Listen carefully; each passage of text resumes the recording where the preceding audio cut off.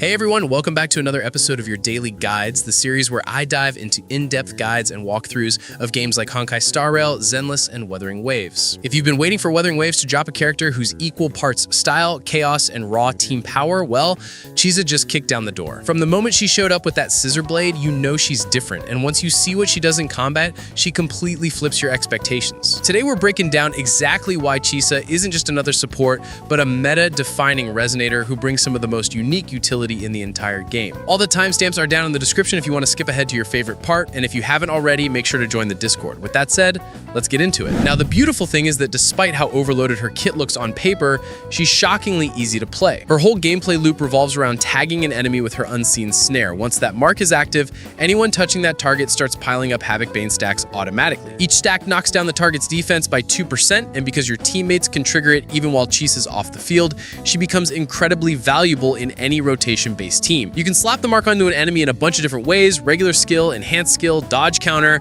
but most of the time you're just tapping her basic skill and letting the rest of her kit take over. When it comes to her forte gauge, she's got 2 bars, but the one that matters is the top one because that's what unleashes her chainsaw mode. You fill it with basics, combos, intros, whatever you've got, just keep hitting things until that scissor flourish animation pops up. The moment you hit enhance the skill, Chisa transforms from support with a haircut to horror movie protagonist who chose violence. She just revs up that chainsaw and goes absolutely feral. During this mode, she groups enemies, throws out tons of concerto energy, builds a shield, and just melts whatever is standing in front of her. And if you pop her liberation right beforehand, those chainsaw hits get even nastier. The intro is just a quick hit and some forte generation, but her outro is where the real tech comes in: 20 seconds of extra debuff stack capacity for your entire team. That means your Havoc Bane can reach 6 stacks for a full 12% defense shred, and any teammate applying their own debuffs gets rewarded with an 18% defense ignore. That includes all the elemental debuffs we've already been using: Spectral Frazzle, Arrow Erosion, and more. Now, as far as builds go, the devs might as well have stamped her name directly onto the new Thread of Severed Fate Echo set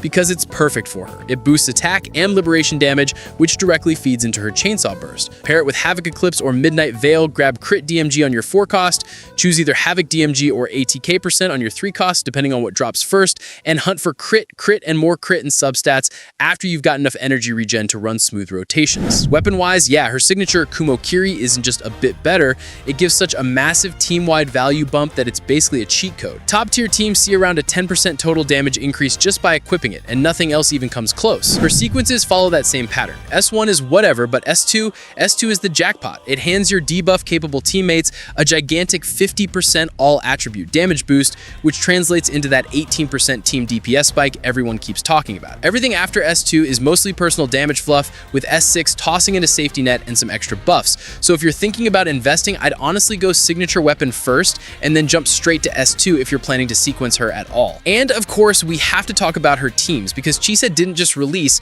she rewrote the meta. Her synergy with Cartefya and Siakona is honestly absurd.